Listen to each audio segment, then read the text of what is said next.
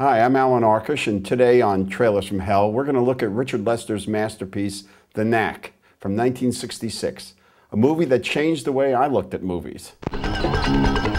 This movie rocked my world. I went to see it because I loved Hard Day's Night, and I started to understand that Richard Lester was a director whose work I felt very, very close to. Help was another example.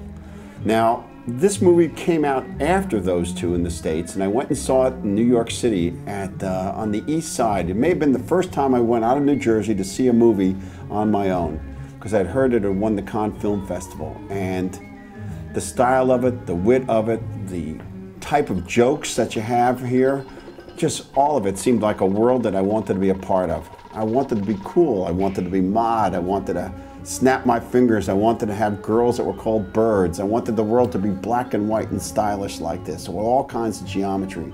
I wanted jokes that like Richard Lester told. But Richard Lester is now kind of a director that not that many people remember, and he was a major stylist of the 60s. His way of editing, in this picture it was Anthony Gibbs who cut this picture. Was one of the type of editors who changed the way we saw movies. Anthony Gibb had also cut Tom Jones and Loneliness of a Long Distance Runner. And the editing and the sound design of this movie are among the things that make it so original. The way there's commentary throughout, without characters actually appearing. It's beautifully shot by David Watkin.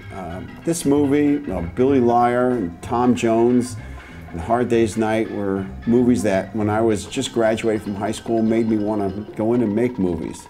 The sort of absurdist point of view, the cool swinging London, sort of the jump cuts.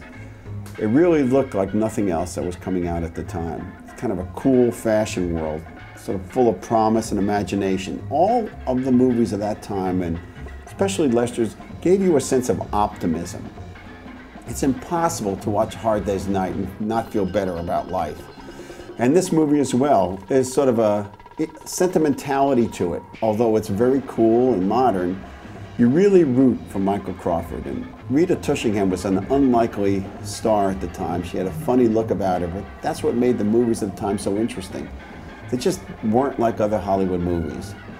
The Knack and How to Get It, still, unlike any movie that's around today, completely original work. You should check it out. Oh yeah, don't forget music by John Barry. A really, really good score.